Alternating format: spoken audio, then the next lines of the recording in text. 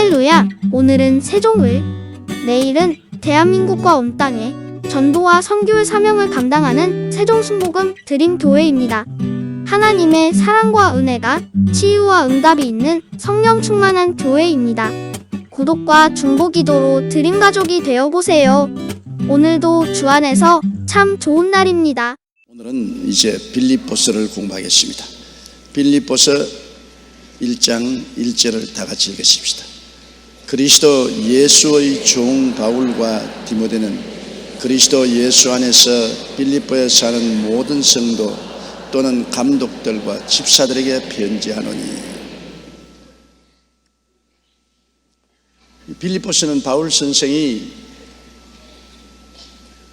로마의 감옥에서 적은 편지인 것입니다. 빌립보는 여러분 잘 알다시피 제2차 바울의 전도 여행 중에 세운 교회인데, 그가 아시아로 복음을 전가하러 가려고 할 때 성령이 못 가게 하시니, 비두니아로 갈 때 예수의 영이 허락지 아니한지라 드로아에 내려오니 밤이더라 했습니다.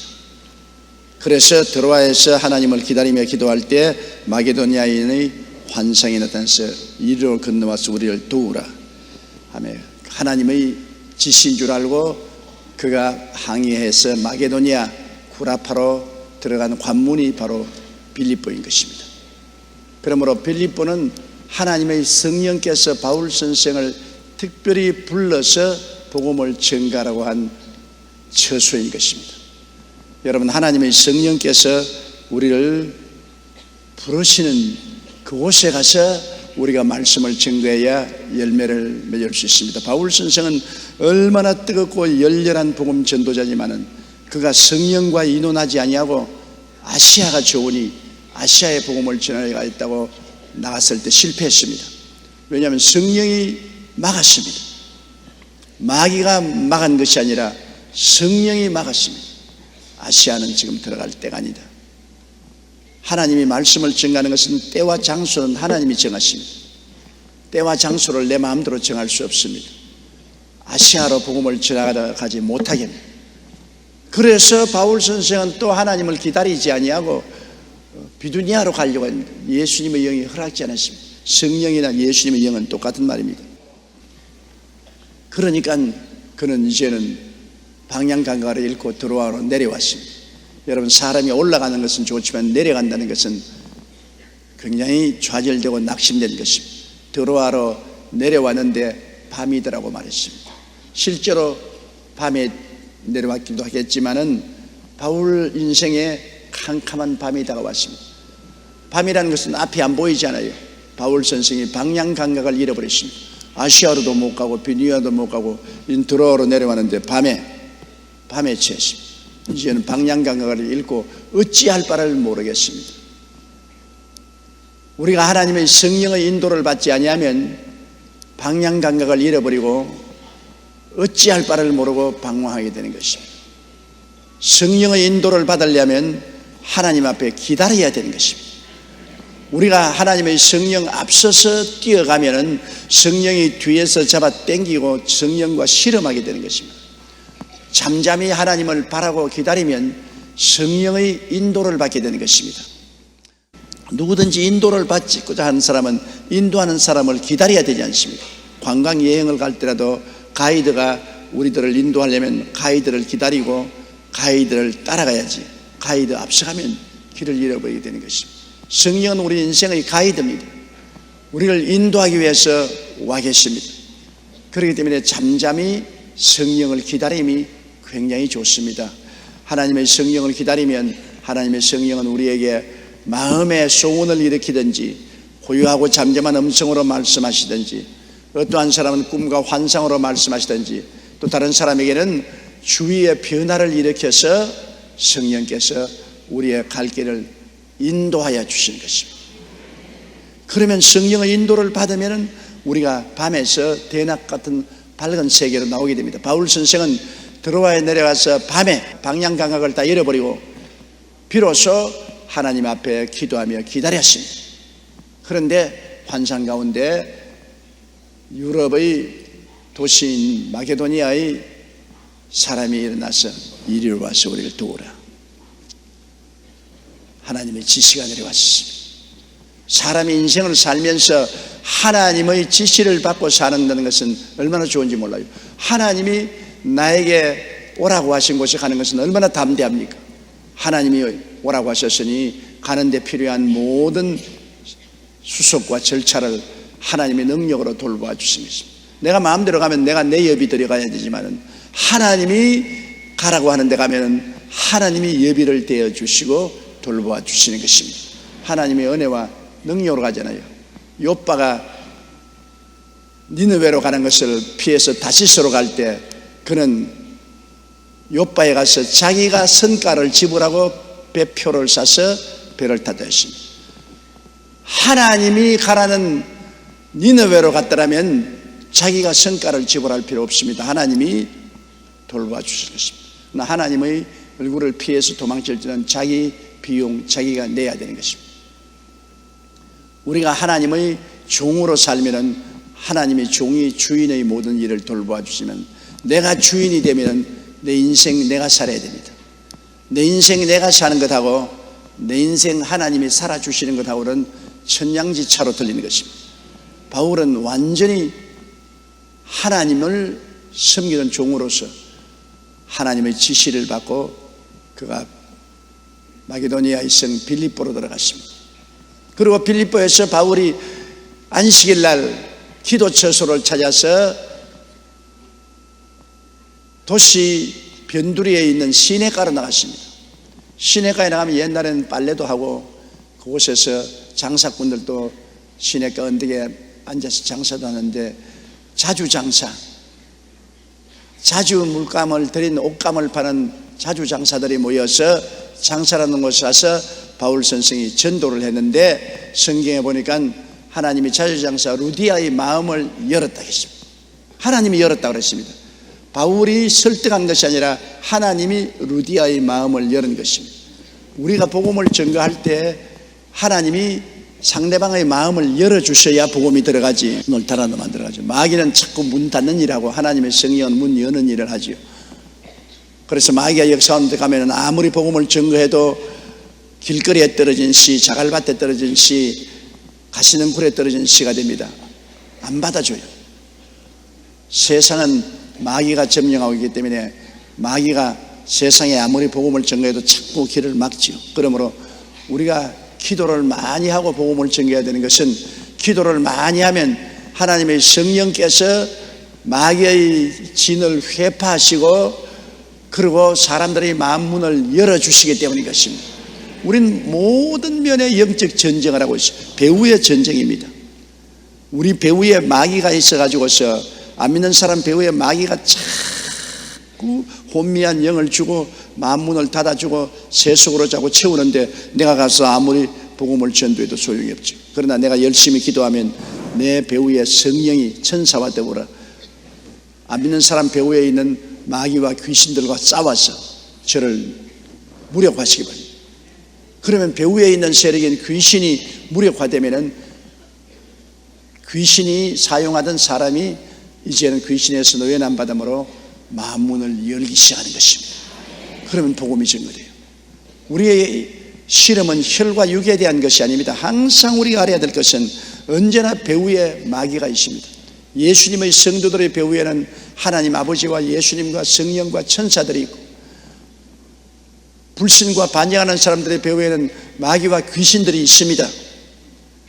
그러므로 먼저 영적 전쟁을 치러야 이 육신적인 세계에서 우리가 승리할 수 있지, 영적 전쟁을 치르지 않고는 육신적인 삶에서 승리를 구할 수 없습니다. 영적 전쟁이란 기도지요.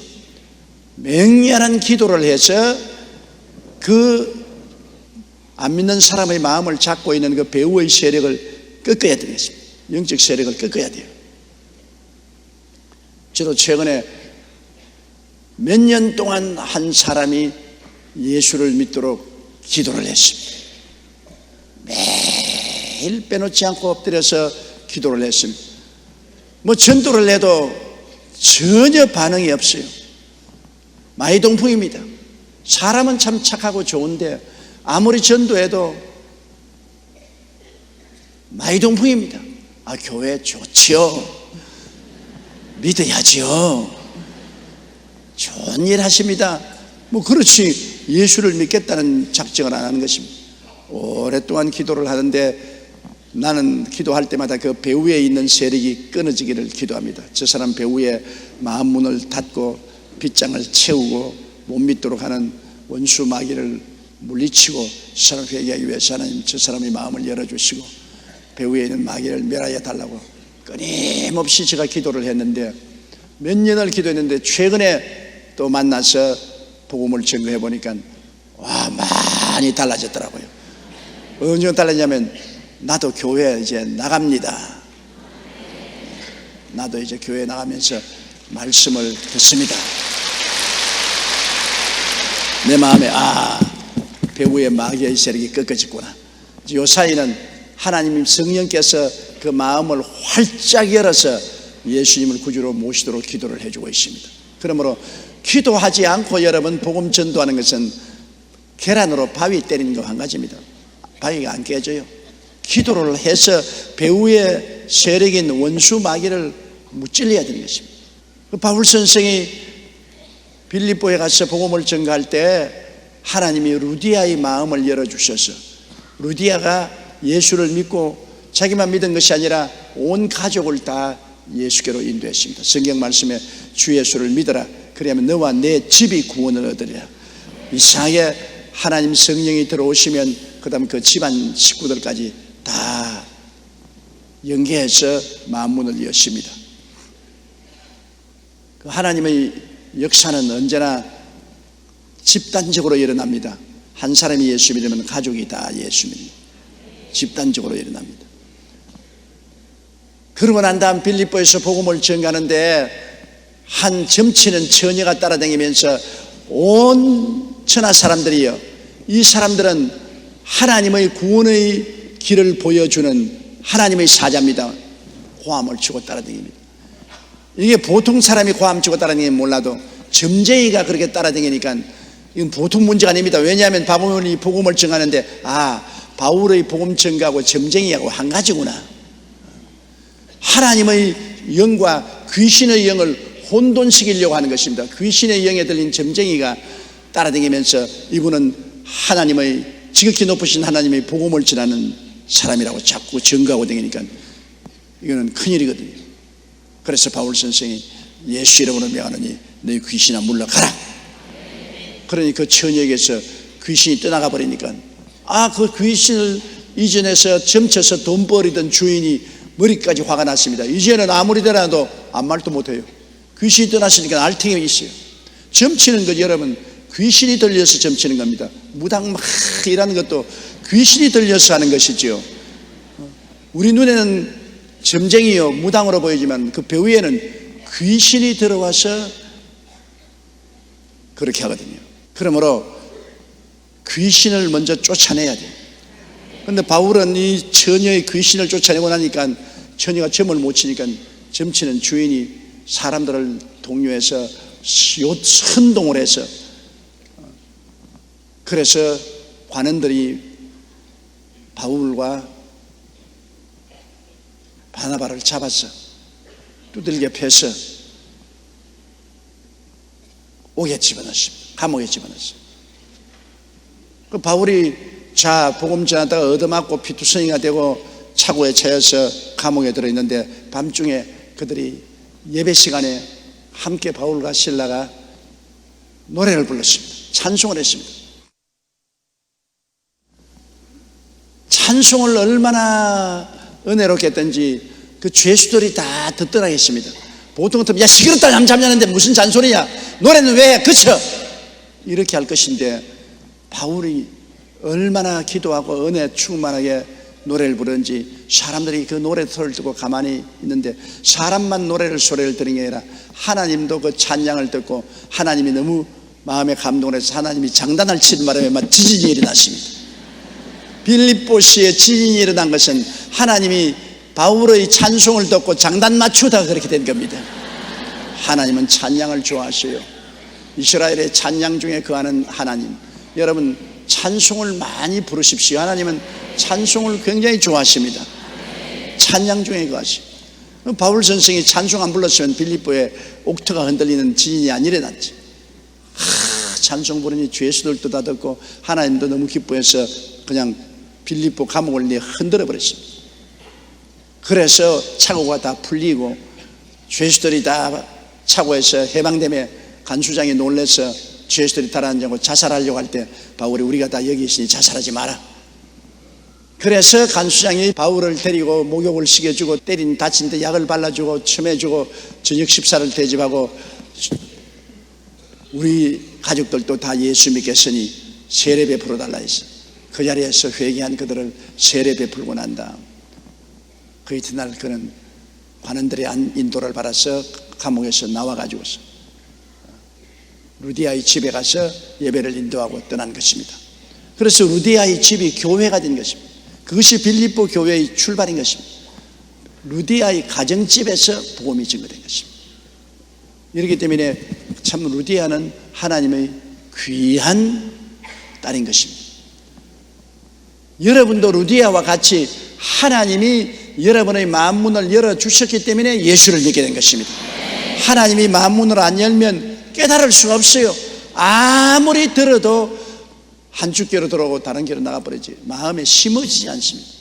마음이 착 열리는 게 귀에 말씀이 쏙 들어가고 그렇지 아멘이지 이거 성령의 역사인 것입니다. 사람의 힘으로 된 거 아닙니다. 그러니까 마음에 결단을 내리고 예수님을 구주로 믿겠죠. 그 빌립보 교회를 바울 선생은 굉장히 사랑했습니다. 빌립보 교회 교인들은 정말 예수를 믿고 성령 충만하여 기뻐하고 즐거워하고 또 바울 선생이 저 고린도에 가서 복음을 전가할 때 헌금을 거두어서 도와주었습니다. 빌립보 교회는 바울 선생하고 동력을 했습니다. 선교비를 보내주고 선교비를 도와줬습니다. 그가 로마의 감옥에 있을 때도 에바브라 디도를 통해서 그들이 헌금을 보내주었습니다. 바울 선생이 헌금을 받고 너무나 감격했습니다. 그가 외롭고 고통스러울 때 짐을 걸머지는 사람 참 친구인 것입니다. 좋을 때 여러분 친구는 얼마든지 많습니다.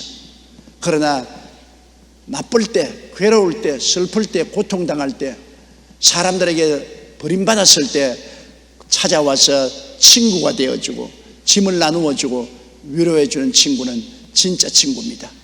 그에서 더한 좋은 친구는 없습니다. 세상에 많은 친구 소용없어요. 귀찮습니다. 내가 고난당할 때 나와 함께 고난의 짐을 짊어질 수 있는 친구, 제일 좋은 친구인 것입니다. 고난당할 때 그런 친구 한두 명이 있으면 그는 세상에 수백 명, 수천 명 친구가 있는 것보다 낫습니다. 대개 보통 친구는 고난당할 때 다 떠나버립니다. 그러나 나를 사랑으로 덮어주고 어루만져주고 씻어주고 세워주고 수설해주는 이러한 친구 얼마나 좋은 친구입니까? 부모는 그렇게 해주지만 부모가 아닌 친구들은 별로 그렇게 해주는 사람 없는데 그런 친구는 좋은데 빌립보 교인들이 바로 바울 선생에는 그와 같은 친구입니다. 그가 감옥에 갇혀서 이제 감옥에 갇혀서 나오지도 못한다, 끝장났다, 사람들이 그렇게 생각하는데 감옥에 갇힌 바울을 위해서 기도하고 자기 교회 목사인 에바브라 디도를 보내어서 감옥에서도 돈 쓸 수는 얼마나 있겠뇨, 선교헌금을 잔뜩 모아가지고서 바울에게 보내고 위로해 주었어요. 바울이 그 편지 받고 그 돈을 받고 마음에 굉장한 감동과 기쁨을 느낀 것입니다. 그리스도 예수의 종 바울과 디모데가 함께 감옥에 갇혀 있었습니다. 예수 그리스도의 종이라고 했습니다. 바울은 주인 행세하지 않았습니다. 바울은 예수님이 보혈로 자기를 값주고 싸주었으니 자기는 종이다. 주인은 예수님이시다. 종의 생활을, 종은 주인을 바라보고 주인이 시킨 대로 합니다. 종이 주인을, 여종이 주모의 손을 바란 같이 우리가 야훼를 앙망하나이다. 우리는 여러분 주인이 되어서는 절대로 안 됩니다. 우리 예수 믿는 사람은 우리 하나님께서 예수 그리스도를 통해서 값주고 사셨습니다. 마귀의 종이 되어 있죠. 세상의 종이 되어서 지옥으로 끌려가는 우리를 예수 그리스도의 보혈을 주고 샀다는 것입니다. 우리는 하나님께로부터 구출을 받았죠. 값주고 하나님이 사주신 종이기 때문에 종이지 주인의 행세를 해서 안 됩니다. 예수 안 믿는 사람은 마귀의 종이고 예수 믿는 사람은 예수님의 종인 것입니다. 우리는 다 종이지 이 세상에 자기가 주인이라고 생각하는 것은 착각입니다. 착각은 자유지만은 그러나 그 착각이 잘못된 자유는 망신당하지요. 세상에 있는 사람들은 마귀의 종이라 마귀가 시킨 대로 합니다. 마귀의 종으로 예수 믿지 말라더니 안 믿지요. 마음속에 육신의 정욕, 안목의 정욕, 세상의 자랑을 따라 탐욕으로 살지요. 그 다음에는 육체적으로는 세상을 쫓아 살고 술 먹고 담배 피우고 방탕하고 허랑하고 살지요. 마귀의 종입니다. 마귀가 시킨 대로 끌고 가는 거죠. 그러나 예수 믿는 사람은 보혈로 값주고 산 예수의 종으로서 주님이 이제는 이끄는 대로 따라가는 것입니다. 거룩하고 성령 충만한 삶을 살고 마음에 탐욕을 저버리고 하나님의 영광을 위해서 살고 우리의 삶에서도 경건하고 거룩하고 깨끗하게 사는 것입니다. 그래서 그리스도 예수의 종인 바울은 그 디모데는 그리스도 예수 안에서 빌립보에 사는 모든 성도와 그리스도 안에 있다. 그리스도 안에 있다. 우리는 여러분 주님과 멀리 떨어져 있다고 생각하는 사람 많은데 성경 골로새서 1장 13절에 하나님께서 우리를 흑암의 권세에서 건져내사 그 사랑의 아들 나라로 옮겼었으니라고 말하는 것입니다. 흑암의 권세에서 하나님이 여러분 예수 믿을 때 건져내어서 그 사랑의 아들 나라로 옮겼습니다. 여러분은 모두 다 옮김을 받은 사람들인 것입니다. 예수 믿을 때 예수를 믿고 입술로 예수를 구주로 고백을 했을 때 하나님은 여러분을 능력으로 옮겨서 그 사랑의 아들 나라의 시민이 되게 하는 것입니다. 그러므로 여러분은 자나깨나 이제는 예수님 안에 있습니다. 예수님 밖에 있지 않아요. 예수님 어디 계십니까? 너가 내 안에, 내가 너 안에 있다. 그러므로 여러분 속으로 기도해도 주님 들으시고 소곤소곤 기도해도 주님 들으시고 고함을 쳐서 기도해도 주님이 들으시는 것은 예수님 안에 있으니까. 우린 예수님 나라 백성이요 예수님 안에서 살고 있습니다. 그러므로 내가 항상 여러분에게 주님 이 자리에 계십니다 그렇게 입으로 시인하라는 것은 예수님이 멀리 계시지 않다는 것입니다. 우리는 예수님 안에 있고 빌립보 교인들도 예수님 안에 있고 바울도 예수님 안에 있고 빌립보 예수 안에서 빌립보에 사는 모든 성도들 또 교회 감독은 장로들을 말하는 것입니다. 또 집사들에게 편지한다. 교회는 이러한 하나님의 제도가 있습니다.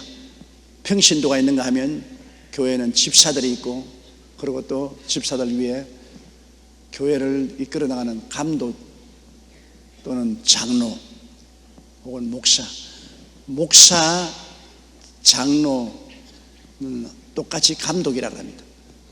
교인을 감독하니까 장로들도 교인을 감독하고 목사도 교회를 감독하니까 감독입니다. 그래서 빌립보에 있는 평신도와 집사와 감독들에게 편지한다 그렇게 말했었습니다. 둘째요, 하나님 우리 아버지와 주 예수 그리스도에게로서 은혜와 평강이 너희에게 있을지어다. 하나님 보좌에 앉아 계시고 예수님 보좌 우편에 계십니다. 모든 은혜는 하나님을 통해서 예수님을 지나서 우리에게 오는 것입니다. 어떠한 사람은 우리는 예수님은 필요 없고 하나님께 직통한다고 하는데 그건 사탄입니다. 아들이 있는 자에게는 아버지가 있고 아들이 없는 자에게는 아버지도 없습니다. 언제나 아버지와 아들은 하나인 것입니다. 예수 그리스도를 통해야 아버지께로 나갑니다. 예수 안에 있으면 하나님 안에 있고 예수 밖에 있으면 하나님 밖에 있습니다. 그러므로 우리가 기도해도 예수님 이름으로 기도할 때 하나님께 통과되지 예수님 이름을 통하지 않으면 하나님께 통과되지 않지요. 그런데 하나님 우리 아버지와 여기 보십시오. 하나님은 그냥 하나님 아니라 우리 아버지입니다. 내가 늘 말하잖아요. 하나님은 하나님 천지를 창조하신 전지하고 전능하고 무소부지한 의미하신 심판주 하나님인 것입니다. 하나님은 무섭습니다. 하나님은 지극히 공의로우시고 정의로우시고 거룩하신 심판주시십니다. 하나님 앞에는 우리가 절대로 설 수 없습니다. 그러나 하나님이 우리 아버지가 되었을 때는 우리를 낳으시고 먹이시고 입히시고 기르시는 친아버지가 되신 것입니다. 우리는 예수를 구주로 믿을 때 하나님이 아버지로 변화되었다는 것입니다. 하나님으로만 남아있는 것이 아니라 하나님이 아버지로 변화되었다. 그러므로 우리는 하나님 아버지시요, 하나님 아버지시요. 아버지가 얼마나 좋습니까? 예수님이 늘 하나님을 내 아버지로 했다가 아버지라고 못 부른 적이 있습니다. 십자가에 못 박여서 하나님께 버림당했을 때, 우리 인생의 죄를 다 짊어지고 십자가에 못 박여서 하나님께 버림당했을 때 그는 하나님의 뭐라고 했으면 하나님이여 하나님이여 어찌하여 나를 버리시니까 아버지 말 못했어요. 버림받았습니다. 그때 예수님이 극단의 고통을 받았을 때 아버지라고 못 부르고 하나님이여 하나님이여 어찌하여 나를 버리시나이까. 그 다음 예수님이 세상을 뜰 때 그때는 이제 죄를 다 청산했으니까 이제 하나님 앞에서 아버지로 나갈 수 있어요. 아버지여 내 영혼을 아버지께 손에 부탁하나이다. 그러 보십시오. 하나님이라고 할 때는 엄연한 심판관이요 하나님이 벌을 내리시는 하나님이십니다. 그러나 나중에 벌을 다 받고 용서를 다 가져오고 난 다음에는 하나님은 아버지로 변화되는 것입니다. 우리 죄인으로 있을 때는 하나님은 엄연한 심판주입니다. 우리의 불의에 대해서 추악에 대해서 어마어마한 분노를 가지고 심판하십니다. 그러나 예수님이 우리 위해서 그 심판을 다 받아버리기 때문에 예수님을 통하면 하나님은 아버지가 되어버리는 것입니다. 친아버지요, 하나님 우리 아버지. 그러니 전지전능 무소부지하신 하나님이 내 아버지가 되었으니 자식 안 돌보는 아버지가 어디 계십니까? 얼마나 하나님과 우리하고 친합니까? 가장 절친한 분이 아버지 아닙니까? 그러므로 하나님을 멀리 생각하지 마십시오. 예수님도 우리와 함께 거하시고 예수님 안에서 하나님은 우리 친아버지가 되십니다. 아버지. 그러므로 무엇을 먹을까, 무엇을 입을까, 무엇을 마실까도 아버지가 걱정해 주시고 어떻게 살까도 아버지가 돌봐 주십니다.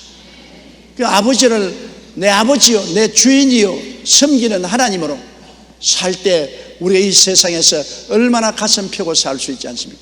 그래서 하나님 우리 아버지, 정말 고맙습니다. 하나님 우리 아버지와 주 예수 그리스도에게로서 뭐가 나오느냐? 은혜와 평강이 너희에게 있을지어다. 우리 모든 성도들에게는 은혜와 평강이 넘쳐나야 됩니다. 은혜는 뭐냐? 우리의 죄를 용서하시고 우리를 의롭다고 하신 그 축복이 바로 은혜인 것입니다. 여러분, 하나님의 아버지와 예수를 통해서 은혜가 우리에게 넘쳐나는데요, 은혜를 우리가 깨달아야 됩니다. 은혜를 깨달아야 됩니다. 예수님께서 은혜라는 것은 값없이 주는 것입니다. 값없이 우리를 죄에서 씻어서 하나님의 자녀가 되게 하고, 그 은혜가 또 우리를 세상과 마귀에서 이기고 거룩함과 정결을 얻게 되고, 그 동일한 예수 그리스도의 은혜가 병도 고치고 건강도 주시고, 그 은혜가 우리로 하여금 저주에서 해방을 얻고 형통을 얻게 하고, 그 은혜가 우리를 천국에 당당히 들어가게 만들어주는 것입니다. 이 은혜, 세상 사람에게는 이 은혜가 없어요. 예수를 통하지 않고 은혜란 이 특별한 선물이 없습니다. 크리스마스 선물, 은혜에 비교하면 아무 선물도 아닌 것입니다. 선물입니다. 은혜는 막연한 것이 아니라 실천적인 것입니다. 예수님의 십자가 몸짓고 피 흘린 그 결과를 통해서 우리에게 주는 은혜, 그것이 은혜입니다. 그 오중복음이 은혜입니다. 삼중 축복이 바로 은혜입니다. 우리 영혼이 잘되게 하고 범사가 잘되게 하고 강건하게 하는 것이 바로 은혜입니다. 주님의 은혜가 임하여서 예수님을 통해서 죄사함 주시고 의롭게 만들어 주시고, 은혜가 임하여서 마귀와 세상을 벗어버리고 거룩하고 성령 충만하게 하시고, 은혜가 우리에게 와가지고서 우리의 병을 고치고 건강하게 하시고, 은혜가 와서 축복을 주는 것입니다. 저주를 제하고 은혜가 우리 가정에, 우리의 점포에, 우리의 사업에 은혜가 임하여서 역사하시고, 죽을 때도 은혜가 우리를 천당으로 이끌어 갑니다. 그러므로 우리가 예배를 왜 드립니까? 은혜 받으려고 예배 드리는 것입니다. 우리 하나님 앞에서 말씀을 듣고 기도할 때 은혜가 역사하거든.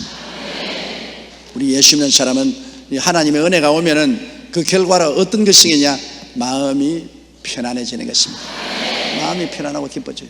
내가 은혜를 안 받으면 마음이 편안하지 못하고 불안하고 초조하고 괴로우면 은혜를 못 받은 것입니다. 은혜를 받으면 염려, 근심, 불안, 초조, 절망 다 사라지고 마음이 편안해지는 것입니다. 그러면 온몸이 아주 노곤노곤해지고 좋아지죠. 그러므로 마음에 평안이 없을 때는 은혜가 떠난 줄 아십시오. 평안이 없으면 하나님께 회개하고 부르짖어 기도해서 하나님 은혜를 주시라고 기도하십시오. 하나님 은혜가 오면 마음에 또다시 평안이 임하시게 되는 것입니다. 그 다음 3절요. 내가 너희를 생각할 때마다 나의 하나님께 감사한다. 자, 이거 얼마나 좋습니까? 바울 선생이 물론 그 자신이 은혜가 충만했지만은 이 빌립보 사람들을 생각할 때마다 내가 너희를 생각할 때마다 하나님께 감사한 생각이 잡았습니다. 참 얼마나 좋은 사람들이냐, 얼마나 기뻐하느냐, 얼마나 다정하냐, 얼마나 친절하냐, 얼마나 열심히냐, 얼마나 멋있느냐. 생각할 때마다 그 사람을 생각하고 감사할 생각이 생깁니다. 그런 사람이 있으면 얼마나 좋아요. 여러분도 생각할 때마다 감사가 나오는 사람 있지요? 나는 우리 여의도 순복음교회를 생각할 때마다 감사해요. 하나님이 이렇게 좋은 교회를 세워주시고 이렇게 좋은 성도들을 주셨습니까? 생각할 때마다 감사합니다. 내가 너희를 생각할 때마다 나의 하나님께 감사하며 4절요.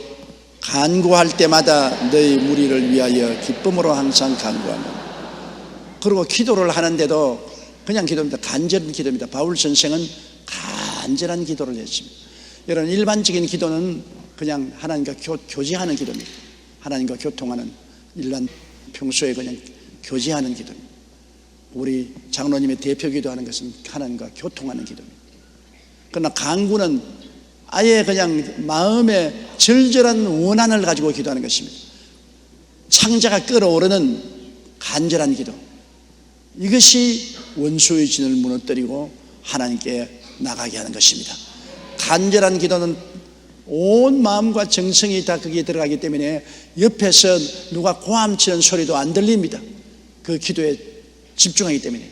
한나는 아들 달라고 너무나 간절히 기도하기 때문에 나중에는 목소리도 안 나왔습니다. 입술만 들썩들썩했습니다.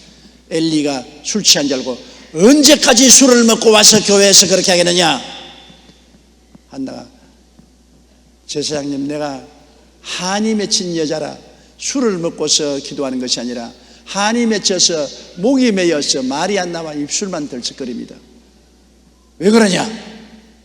하나님께 아들을 달라고 기도합니다. 그래요? 명년 이만 때 아들이 있으리라. 간구는 응답을 받습니다. 간절한 기도. 그 간절한 기도도 여러분 성령이 도와주셔야 간절한 기도를 할 수 있습니다. 간절한 기도, 내가 억지로 간절한 기도가 안 나오지요. 아주 고통스럽고 괴로운 문제를 당했을 때는 간절히 기도가 나옵니다. 간절한 기도가 나와요. 뭐 너무나 막다른 골목에 처해서 죽기 아니면 살게 됐을 때는 그때는 창자가 끊어지는 기도가 나와요. 간절한 기도. 그 위에 등 따스고 배부를 때는 기도가 안 나와요. 기도할 게 없어요. 그럴 때는 성령의 도우심을 받아야 되는 것입니다. 하나님 성령이 제게 임하셔서 기도 제목을 주시고 간절히 기도하게 해 주시옵소서. 성령이 오시면 우리에게 간절한 기도가 나오게 합니다. 저는 간절한 기도가 없을 때는 가만히 성령 앞에 기다립니다. 하나님, 내 마음에 성령이 임하셔서 간절한 기도를 하게 도와주시옵소서. 그렇게 한 30분, 1시간 좀 기다리면 성령이 이슬같이 임하여서 온몸이 성령에 적시고 그 다음부터는 뱃속에서부터 간절한 기도가 나오기 시작하는 것입니다. 바울 선생은 빌립보 성도들을 위해서 간구할 때마다 너희를 모하여 기쁨으로 항상 간구한다. 기쁨이 넘쳐서 기도한다. 기도를 해주니까 기도 받는 사람도 행복하지만 기도를 해줄 때 마음이 기쁘다. 상대를 사랑하고 너무나 좋아하니까 사랑하고 좋아하는 사람을 위해서 기도해 주는 것보다 해주는 것도 마음이 기쁘다. 기도하기 싫은 거 억지로 기도해 주는 것은 별로 은혜가 안 되죠. 기도를 해 주는 것이 기쁘다.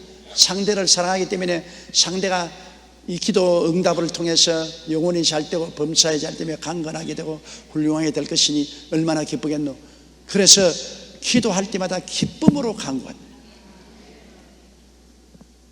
여러분, 우리가 자식을 위해서 기도할 때 자식이 잘 되기를 원하고 자식이 성공하고 훌륭한 신앙인이 되기를 원할 때 그것이 얼마나 기쁜 일입니까? 마음에 기쁜 기대를 가지고 기도를 해야 되는 것입니다. 기쁜 기대를 가지고 기도하는 것이 정말 긍정적인 기도입니다. 마음에 기도 응답되든지 말든지 할 수 없이 기도하지. 내가 뭐 좋아서 기도하나? 억지로 할 수 없이 기도하지.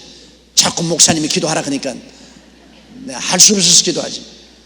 그런 기도는 별로 효과가 없습니다. 마음의 기쁨으로 내가 하나님 사업에 동참한다. 내가 정말 내 기도를 통해서 저 상대방이 큰 축복을 받고 변화하고 은혜를 받을 것이다. 그래서 마음이 너무나 기쁘다. 하나님이 축복받은 것을 생각할 때 너무나 기쁘다. 기쁨을 가지고 강구한다. 바울 선생은 빌립보 교인들을 굉장히 사랑했습니다. 그러므로 강구할 때마다 너희 무리를 위하여 기쁨으로 항상 강구한다. 항상 기도한다. 기도는 항구성의 시대입니다. 조금 기도하다 말면 안 돼요. 꾸준히 기도해야 되는 것입니다. 항상 기도하고 낙심치 마라. 꾸준히 기도하는 것이 결과를 가져오는 것입니다. 갑자기 순하기처럼 잠시 기도하고 집어치우면 별로 큰 역사가 없어요. 꾸준히 기도한다. 그래야 마귀의 진도 무너지고 하나님도 우리의 진실함을 아시고 우리에게 응답해 주시는 것입니다. 바울 선생은 빌립보 교인들을 강구할 때마다 기쁨으로 항상 강구했다. 그 다음 5절요. 첫날부터 이제까지 복음이 너희가 교제함을 인함이라. 첫날부터 이제까지 복음에서 너희가 교제함을 인함이라. 우리 교제는 여러 가지 교제가 있어요. 돈 버린다고 장사로 교제하는 것도 있고, 음악가는 음악으로서 교제하는 것도 있고, 예술가는 예술가끼리 모여서 교제하고, 또 장사꾼은 장사끼리 교제하는 것입니다. 사람은 다 끼리끼리 모여요. 까마귀는 까마귀끼리 모이고, 까치는 까치끼리 모이고, 참새는 참새끼리 모입니다. 사람들도요, 좋은 사람은 좋은 사람끼리 모이고 나쁜 사람은 나쁜 사람끼리 모입니다. 도둑놈은 도둑놈끼리 모입니다. 전부 끼리끼리 모여요. 무리의 법칙이라는 것이 있습니다. 그러므로 여러분, 이 무리의 법칙이 굉장히 중요합니다. 우리 예수 믿는 사람이 복음 안에서 교제를 한다. 바울 선생은 빌립보 성도들을 보고 첫날부터 이제까지 복음에서 너희가 서로 교제한다. 복음을 전할 그날부터 시작해서 모였다. 개인이 흩어지지 않냐고. 루디아 이 집에서 교회를 만들어서 복음 안에서 교제한다. 우리 복음 안에서 교제하는 것입니다. 우리 다 다르지 않아요. 이름도 다르고 성도 다르고 남녀 성별도 다르고 연년도 다르고 직업도 다르고 생활 형편도 다 다르지 않아요. 그러나 다 다르면서도 하나로 교제될 수 있는 중심축이 뭡니까? 복음 아닙니까? 예수 안에서 하나입니까? 그렇죠. 우리가 교회 모이는 것은 우리가 함께 모여서 말씀 듣고 기도할 때 서로 신앙을 띄워주는 것입니다. 아, 이거 뭐 내 혼자 하지. 내 혼자는 도저히 힘들어서 못할 것도 함께 모여서 기도하면 내 혼자 못 쫓아내는 귀신이 교회 와서 예배 보면 떨어져 나가요. 다른 사람의 기도 열기에 합쳐서 귀신이 쫓겨나가요. 교회 왔다 예배 드리고 가면 마음이 상쾌한 것은 귀신이 떨어져 나가기 때문에. 구역 예배 모여서 서로 함께 기도하면 서로 신앙으로 밀어주고 도와주기 때문에 굉장히 큰 도움을 받습니다. 여러분, 그러므로 주님이 오시는 날 가까워질수록 세상의 마귀가 강할수록 모이기를 피하지 말라고 했습니다. 서로 모여서 정도 안에서 교제를 많이 해야 되는 것입니다. 그래야 우리 신앙이 돈독해져요. 강해져요. 교제를 하지 않으면 신앙은 점점 약해지고 힘들어서 감당하지 못하게 되는 것입니다. 빌립보 교회가 아주 바울 선생의 마음에 들고 좋아한 것은 첫날부터 이제까지 복음에서 너희가 교제함을 인합니다.